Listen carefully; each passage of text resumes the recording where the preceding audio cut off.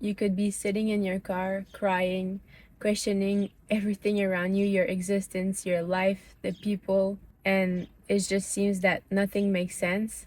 And the scariest thing in all that, for most of the time, the people you love the most around you think that you're going crazy. I just want to say that you're not alone. So many of us went through that phase, myself included, and I'm here to help you navigate a little bit your first spiritual awakening. Hopefully, my experience can help you ease maybe a little bit of the passage through this journey. So, I was watching this video the other day. It was this young girl, she was in her car crying, and I think the caption was something like, "No one warned me about how hard the first spiritual awakening is," something along the line. And it made me remember my first spiritual awakening when I was at a young age as well. It happened at 20 years old. And as much as it is like a crazy, exciting, eyes opening experience, it's also a very confusing and dark time in a young person's mind as well. I'm not saying that it's not as dark and confusing as well if you're, in your 30s or 40s or 50s. But I think that when you're young, it's a little harder to just navigate through all of these really hard emotion. The good thing now is that with internet and social media, you can find your tribe and you can find people to relate to. And there is so many people out there who are feeling the same way and who has been through it and has plenty of experience with that type of awakening. When you go through this phase for the first time, it by default it comes with a ego death.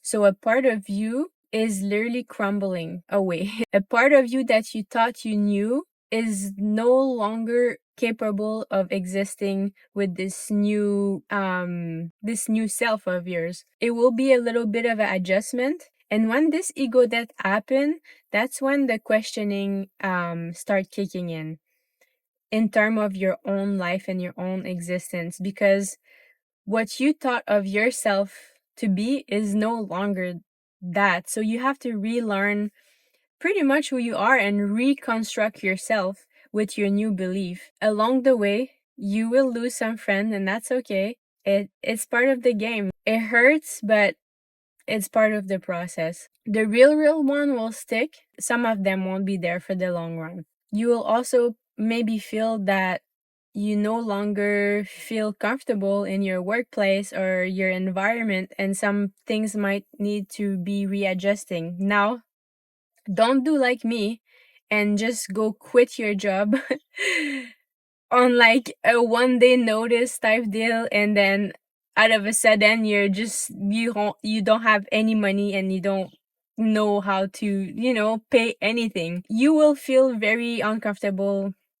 So if that happens to you and you feel that you no longer vibrate in your environment, just try to figure it out what your options are. Try to see where you feel what is now part of your values. Maybe you want to find something that is more similar to your energy, and just look around, and by you wanting it and thinking about it, you will attract what you need. Just don't quit your job overnight, okay? That's very important. As a 34 years old now, I'm telling my young self, don't go crazy and quit everything, because I was so broke for so long, and there's days where I literally could not even eat. Another little tip that I want to give you is that the exciting part of you of having the veil lift up and now seeing all of the lie in society and all the darkness and everything, you're gonna want to go shake people up and be like, this is not what you think, and like you gotta wake up too. And again, it's sad, that part is sad, but it's not your job to wake up these people. And it hurts when it's your family and your sibling and your friend and your loved one, but you cannot wake up someone who's still sleeping. They have to do it themselves. There's a saying that says you can bring a horse to the water, but you can't make him drink. And I think that explained it very well. It's like, by you now living your new truth, you can expose it to people's, but you can't make them change. You can't wake them up. You can't shake them up. the more you try to do this, the more people will think that you're crazy, pretty much. So just, do your thing, stay in your lane. Here and there, you can say a couple things, but really don't try to convince anybody. This is for you. You are awake now, and this is for you, for your journey, and not everyone around you, okay? So keep it a little bit more to yourself and don't go shout like at your workplace all of your new belief.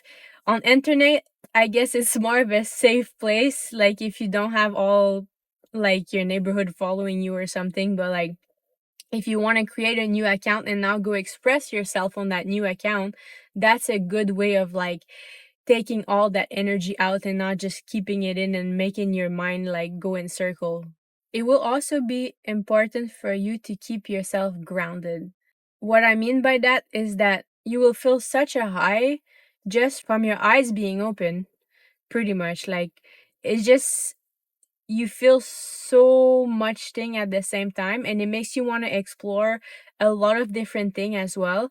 And don't now go try all of like the natural medicine and psychedelic drugs. I don't think it's good as someone who's going through a ego death and a first spiritual awakening to now go do ayahuasca, mushroom, and all acid and all of these things.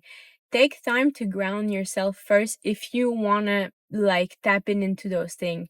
Don't right away go, because then it might cause more confusion and more of a down spiral than you think. So really make sure that you just wait it out. Just get high of this new veil being lifted up instead of going to get high with the psychedelic drug first, please. And another way to keep grounded and get more information and more wisdom and everything is to spend a lot of time in nature. And this is what something that I did so much and it helped me, it suited me. Nature is such a nurturer and it brings wisdom and knowledge to you. And you just go to the forest, go walk barefoot. It's very good to have a connection with your bare foot to the earth magnetic field. It will help you very much now that you're awake.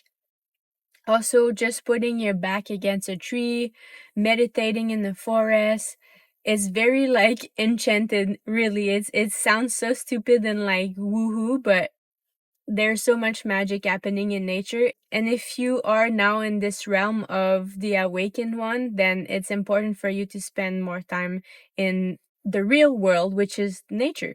Also, not everybody who's not awake is evil. And you really have to be kind and practice unconditional love to everything and everyone around you, even though if they're not at your level. That's also very important because that's another thing that will keep you grounded and make you feel lighthearted. And other than that, it's good to do all of your research, and now you will go onto some rabbit hole of your own conspiracy, and that's good. You have to build now your own belief and take what resonates and leave what doesn't. People who has experienced thing will bring information to you. It doesn't mean that it's all truth and it doesn't mean that it's all real, but usually if you listen to this inner voice within yourself, you will learn to gauge what resonates with you and what doesn't. And usually what resonates with you is a truth for yourself to keep with yourself. All right. Life seems very, very dark when we first open up our eyes, but keep looking at the bright side because there is light and there is dark everywhere. And as long as you follow the good, as long as you follow the Most High, the source, God, you will keep, you will see the beauty in everything. Just now that you know everything else, just focus on what's good, and the rest will push itself away by nature. I hope this video just reaches the right people and makes you feel better going through your first spiritual awakening. And I'm so happy for you. All right, so take care of yourself and keep being the shining light in the world. Peace.